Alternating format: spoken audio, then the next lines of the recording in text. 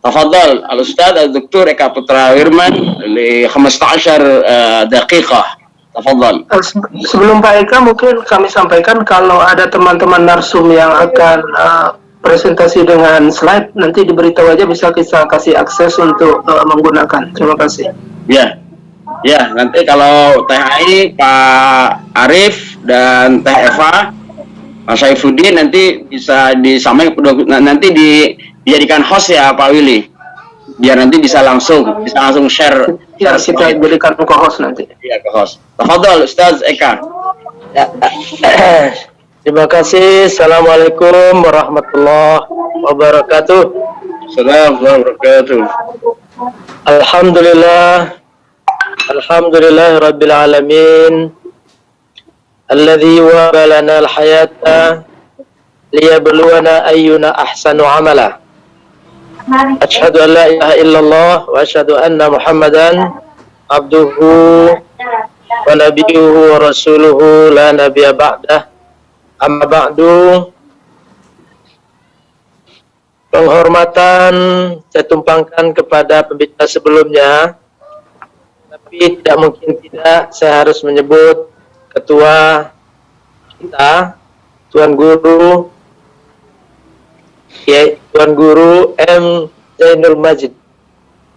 Ahlan wa sahlan ya Ustaz. Alhamdulillah beliau sudah berkunjung ke UIN Imam Bonjol Padang. Waktu itu sudah UIN ya. Dan kita tunggu kehadiran beliau untuk kunjungan ikutnya. Lalu senior kita Profesor Zainul Kamal. Ahlan wa sahlan ya Ustaz. Beliau ini alumni IAIN Membonjol Padang. Jadi saya harus sapa beliau, kalau enggak nanti tegur oleh ikatan alumni nanti. Bapak Ibu sekalian, saya berterima kasih kepada Kiai Haji Muhammad Irfan Helmi dan teman-teman yang lain ditawarin untuk sharing pengalaman hal pengajuan guru besar. Ketika IAIN Imam Bonjol jadi UIN, itu saya satu-satunya rektor UIN yang belum profesor. Jadi malu juga, masa rektor UIN belum profesor. Maka saya mencoba bekerja lebih keras lagi, hingga kemudian ya akhirnya di tanggal 1 Maret 2020 itu SK guru besarnya keluar. Tanggal 10 Juli 2020 kemarin itu dikukuhkan oleh Senat. Tapi Bapak Ibu sekalian, saya di tahun 2008 itu sudah sangat yakin mudah sekali menjadi profesor. 2008 saya sudah yakin sangat mudah menjadi profesor. Tapi saya belum mau. Karena saya masih suka mengerjakan hal-hal yang ya sibuk-sibuk lah, kayak di Willy Syahrudin ini. Willy ini aktivis. Saya itu dulu 2008 sih seperti beliau ini. Jadi kan nggak cocok profesor tapi aktif, itu kan nggak cocok. Jadi saya tahan diri. 2008 saya yakin sekali sangat mampu jadi profesor. Dan waktu itu seperti yang disampaikan oleh narasumber sebelumnya, nggak ada sulit-sulitnya jadi profesor. Bikin buku tidak perlu diterbitkan oleh penerbit nasional, cukup diterbitkan oleh penerbit lokal, agak 5 buah, itu sudah berapa itu? 5 kali 4 sudah 20, sudah 200 nilainya. Jurnal kita juga jurnal yang ada di jurusan, jurnal di fakultas, itu juga ada nilainya. Tapi kemudian saya urungkan karena saya masih ingin aktif, bergerak, berbuat. dan itu cocok dilakukan oleh profesor. Nah, tapi kemudian di 2010 itu persyaratannya sudah sangat ketat seperti yang disampaikan oleh Prof. Syahabuddin Qalyubi tadi. Nah, dalam kondisi seperti itulah memang kemudian teman-teman ini kita terbentur-bentur cara mengurus kenaikan pangkat kita ke guru besar ini. Jadi Ketua Umum kita sudah mengatakan bahwa Azhariyun itu ya bahithun, kita adalah peneliti. Kita ini peneliti.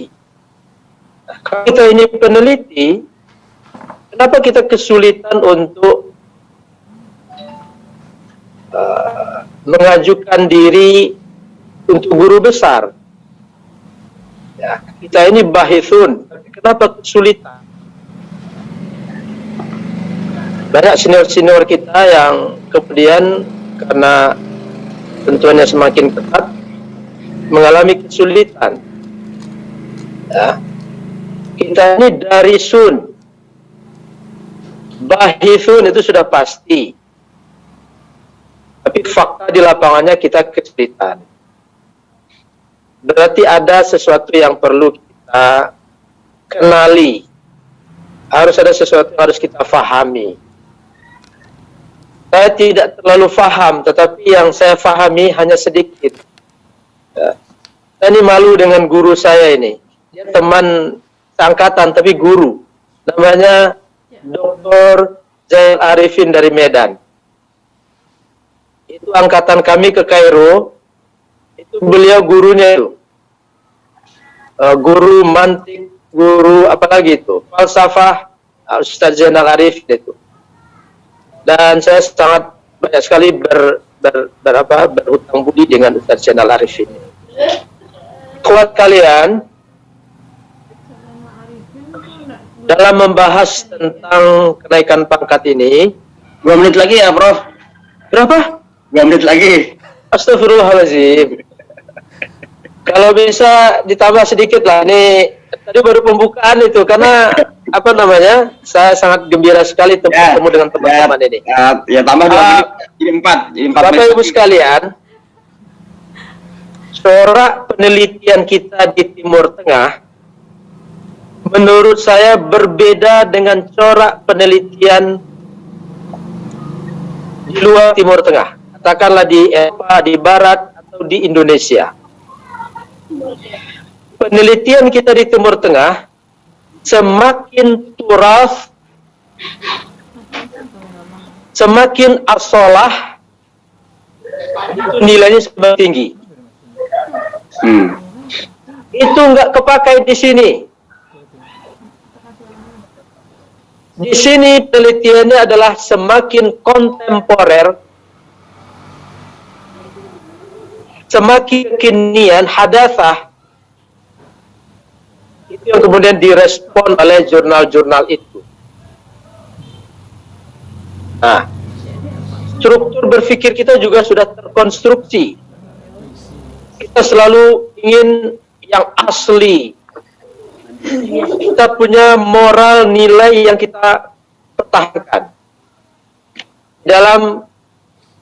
Menurut saya, di dalam penelitian-penelitian kontemporer, moral nilai itu letaknya entah nomor berapa. Yang penting adalah kebaruan dan yang penting adalah metodologi. Jadi ini dua hal yang menurut saya kontradiktif. Maka ulama-ulama kita ilmunya saya katakan sudah di langit sana. Ini kesulitan menembus ini. Karena konstruksi berpikir kita seperti itu. Antara asalah dan hadatsah. Antara nilai-nilai yang kita bawa dengan pasar. Pasar itu apa? Jurnal itu pasar. Kebutuhan pasar. Kita tidak terkonstruksi seperti itu. Kita terkonstruksi, katakan yang benar, sampaikan yang baik, sampaikan nilai-nilai itu konstruksinya. Dan kita terkonstruksi untuk melihat ke belakang. Jabir Al-Jabiri mengatakan, mengejek model itu sebagai li'anahum lam yudfinu abahum Ardashir. Itu ejekan dari Habib Al-Jabiri, bahwa memang selalu at-tatullu ilal wara'. Dia tidak mengatakan mana benar mana salah, tapi ini pola-pola karakteristik dalam penulisan jurnal. Scopus juga begitu. Scopus dan lain sebagainya juga begitu. Jurnal-jurnal terindeks internasional. Referensinya harus fresh. 5 tahun terakhir. Sebanyak referensinya ke jurnal-jurnal yang up to date. Nah, ini yang mungkin yang perlu kita pahami, sehingga kemudian apa yang kita tulis itu sesuai dengan apa yang diminta oleh jurnal-jurnal itu. Ustadz Irfan Helmi ini tentu lebih mengerti tentang itu, karena beliau mengelola jurnal. Ada gaya selingkung, ada kesesuaian dengan keahlian seperti yang disampaikan oleh Prof. Syahabuddin Qalyubi tadi. Nah, tadi banyak informasinya, termasuk ada Kementerian Agama atau Mendis akan memproses kenaikan guru besar. Saya ingin mengatakan bahwa dikubur saja informasi itu, tidak penting, karena itu akan melalaikan kita. Saya disampaikan oleh Profesor Mujib, waduh jangan percaya itu, nanti mungkin tahun 2025 mungkin itu bisa Kemenak ini bisa melahirkan pedoman untuk penilaian karya ilmiah itu. Jadi sekarang go ahead saja dengan sistem yang ada sekarang. Kita perlu berdoa, betul, kita perlu berdoa. Kalau saya dulu disuruh berdoa, saya bilang malu saya berdoa. Saya berdoa yang memang, ya Allah beri kesehatan, beri pikiran yang lurus, beri keamanan, beri ini dan lain sebagainya. Jadi Bapak Ibu sekalian, kita harus mengenal apa yang dibutuhkan oleh jurnal. Dan teman-teman narasumber yang nanti akan berbicara setelah ini, itu akan menjelaskan secara detail menurut saya. Kalau saya ini kan generasi baina-baina ini. Generasi sebelum Ustadz Irfan. Bainal manzilatain. Apa manzilatain? Generasi setelah Ustadz Zainul Kamal. Jadi saya ini generasi baina-baina. Nah, kemarin dalam orasi ilmiah itu saya menyampaikan pesan Azhari dalam orasi ilmiah saya itu. Judulnya adalah Teologi Manusia Modern Menuju Equilibrium. Ini semua adalah ide Azhari yang saya coba kemas dengan keinginan pasar hari ini. Jadi Bapak Ibu sekalian, barangkali itu yang bisa saya sampaikan. Dan sekali lagi, apa yang saya rasakan tahun 2008 itu juga harus menurut saya mungkin disalurkan kepada teman-teman. Tidak ada susah-susahnya menjadi profesor, asal tahu apa yang dibutuhkan oleh jurnal-jurnal itu. Ya, tidak ada susah-susahnya. Membuat buku tidak ada susah-susahnya. Oleh karena itu saya yakin 1-2 tahun ke depan ini dari Al-Azhar, dari Timur Tengah, harus banyak yang menjadi profesor. Kalau ilmunya, sekali lagi saya katakan, saya malu menyampaikan ini karena ilmu saya ilmu lapangan, ilmu sepak bola aja.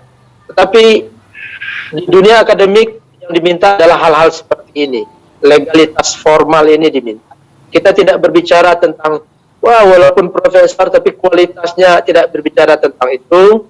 Kita juga tidak berbicara tentang, Scopus dan jurnal internasional itu motivasinya adalah bisnis. Kita tidak berbicara tentang itu. Kita ingin bergandengan antara kualitas keilmuan yang sudah, dan saya bisa menggaransi kita yang dia dari Timur Tengah, dengan legalitas formal yang harus kita raih, diantaranya adalah menjadi guru besar. Tidak sulit apalagi kalau ada teman-teman ini siap membantu teman-teman yang lainnya. Wahid daqiqah ya Terima kasih, Ustaz. ya, bahannya sudah habis. Terima kasih. Assalamualaikum warahmatullahi wabarakatuh. Waalaikumsalam warahmatullahi wabarakatuh. Syukran Ustaz Dr. Eka yang telah menyampaikan materinya. Saya kira tetap ada hal-hal penting ya yang bisa kita petik ya dari pengalamannya. Ya baguslah aktivis di lapangan jadi profesor kan jarang-jarang, Prof. شكرا يا ربي شكرا هديت قلبي شكرا نورت